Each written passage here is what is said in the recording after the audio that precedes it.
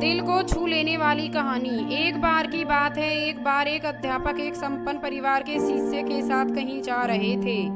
तो उस शिष्य को कुछ मजाक सूझी, क्योंकि उसको रास्ते में किसी गरीब मजदूर के जूते दिखाई दिए। उसने अध्यापक से कहा, गुरुजी, अगर हम इन जूतों को छुपा दें तो कितना मजा आएगा। देखते हैं कि मजदूर पर इसका क्या असर पड़ता है। अब उसको तो मजाक सूझ रहा था, लेकिन गुरुजी ने कहा कि नहीं, गरीब इंसान के साथ इस तरह का भद्दा मजाक करना ठीक नहीं है। उसने कहा, क्यों ना हम इन जूतों में कुछ सिक्के डाल दें और देखें कि इसका इस गरीब मजदूर पर क्या प्रभाव पड़ता है।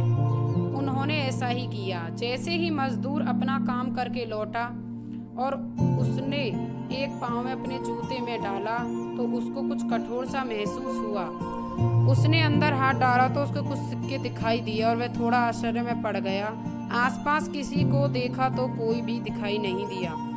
वापस उसने दूसरा पैर अपने जूते में डाला और वापस उसको उसमें कुछ सिक्के दिखाई दिए। अब दोनों जूतों के सिक्कों को उसने अपने हाथों में रखा और प्रभु की तरफ इशारा किया। हे प्रभु, पता नहीं किस भले मानुस ने यह सिक्के मेरे जूते में छुपाए हैं, लेकिन जिसने भी छुपाए उसको मेरी दुआ है, ताकि इन पैसों से मैं अपने बच्चों और पत्नी के लिए कुछ खाना और दवाइयाँ ला सकूंगा। और इतना बोलकर वह चला गया। इस बात को शिष्य और अध्यापक दोनों सुन रहे थे। अब अध्यापक ने शिष्य से पूछा कि अब तुम मुझे बताओ कि तुम्हें कैसा महसूस हुआ, तुम्हारे पहले वाली मजाक या मेरा यह तरीका। तो उसने कहा कि गुरुजी, मैं आपसे क्षमा चाहता हूँ। अब मुझे समझ आ गया कि सच्ची खुशी किस चीज़ में है।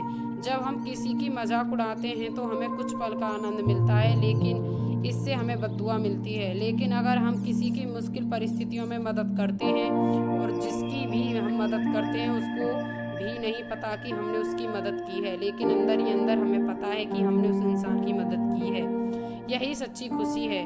जब हम दूसरों को खुशी देते हैं तो हमें सच्ची खुशी मिलती है।